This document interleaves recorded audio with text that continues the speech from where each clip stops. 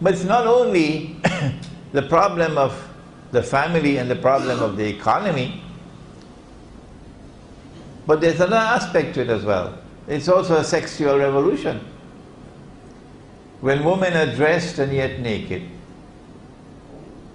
eventually you're going to have the majority of children being born as awladu zina.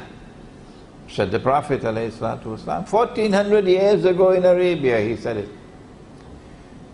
A child being born out of wedlock, that's no big thing anymore. Everybody doing it.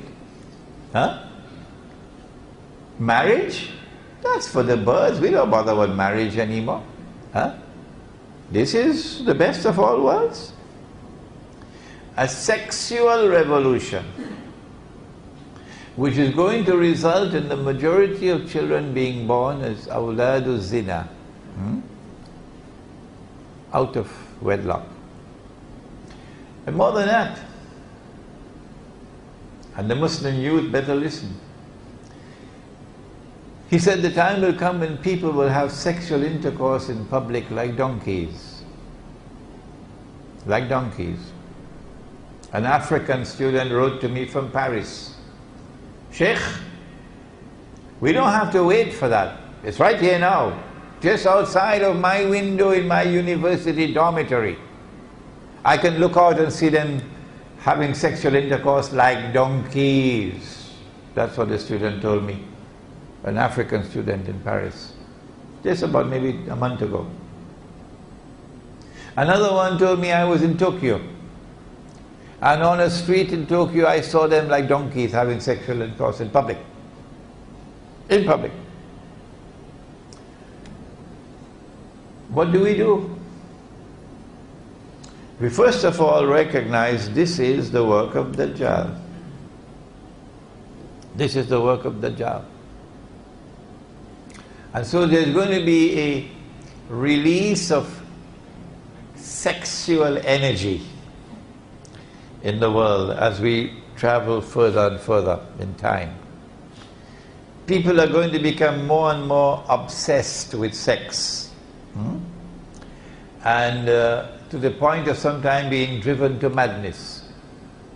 And so we see the incidence of rape increasing all over the world. Rape, women being attacked.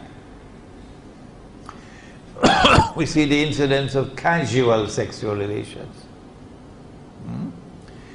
Women exposing their bodies. And Allah has created the woman as the most beautiful thing in the whole world for a man. No man will dispute that. The most beautiful, the most precious thing in the whole world for a man is a woman. Yes.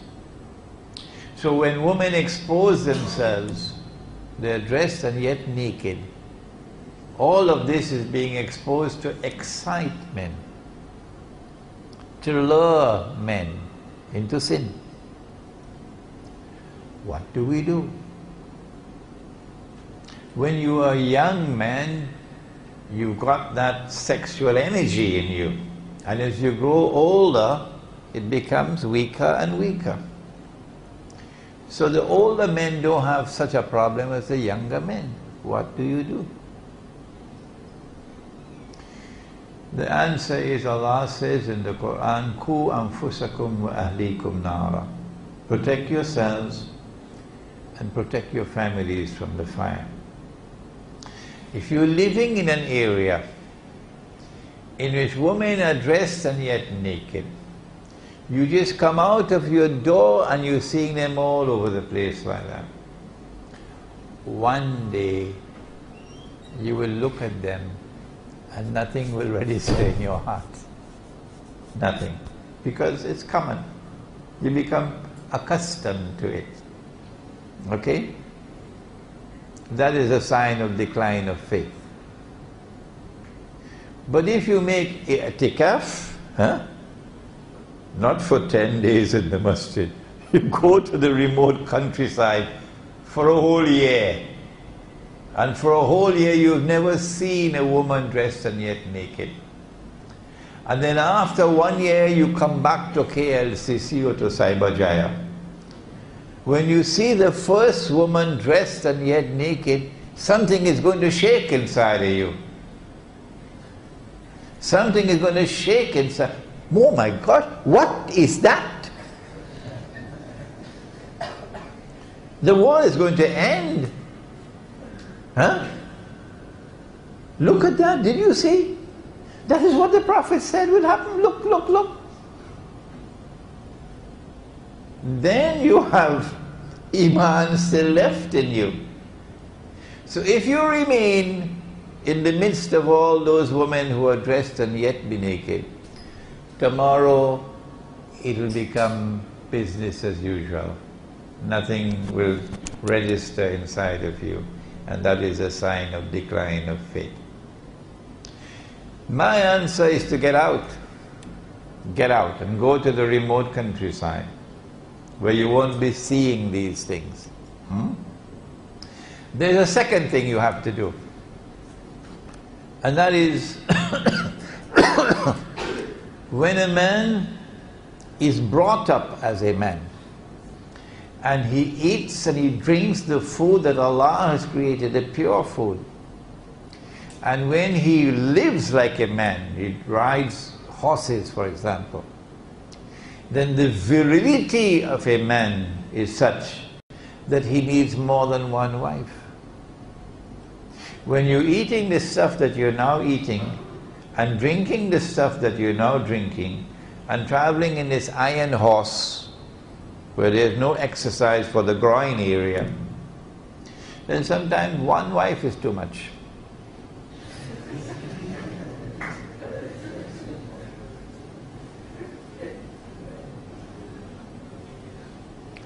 And so back to the village, whether they like it or whether they don't. And there are many who are not going to like the lecture. There are many who are not going to like these words of mine. It doesn't bother me. I preach the deen to please Allah.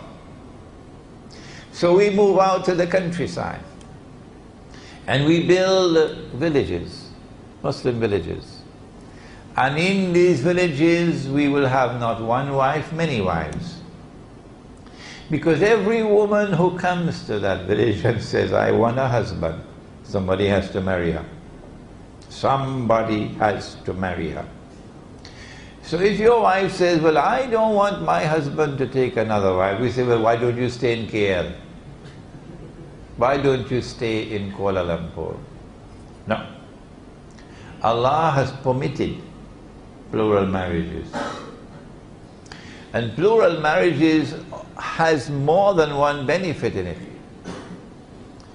It is not that plural marriages helps to provide husbands for so many women who otherwise would not have husbands.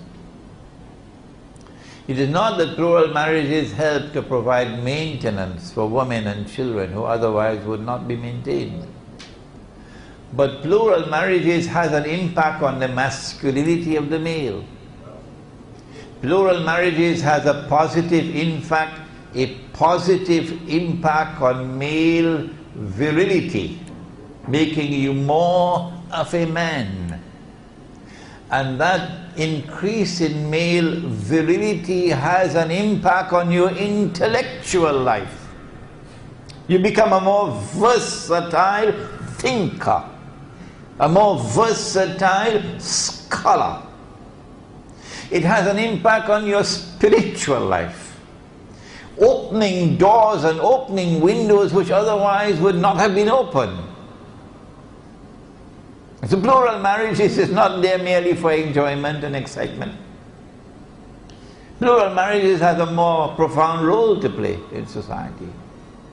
But I live in a world today in which speaking the words that I have just spoken makes you very unpopular. But Imran Hussein doesn't care for popularity. No. And so for the young man we say, protect yourself from that garbage out there. Look for sisters who are good Muslims. Marry them and have as many children as you can, so that in the end Nabi Muhammad alayhi salatu wasalam will be proud of this ummah. Now finally, before we end, why have we concentrated on the youth in this fake glamour of the modern age? The answer is because it is Suratul Kahf of the Quran more than any other surah which explains Akhirul Zaman, the age in which we now live. And in Suratul Kahf there is the story of the young men in the cave. Innahum fityatun amanu bi rabbihim wazidnahum huda. Allah directs attention. The ones who stood up and proclaimed their faith, regardless of the price they had to pay, were young men. The ones who withdrew from society, I'm giving up my home, I'm giving up my town rather than giving up my faith. And they fled to a cave, were young men. Not old people like myself, were young men. And so if the flag of Islam is to be taken to triumph tomorrow, it is young men who will have to take up that flag. Suratul Kahf of the Quran.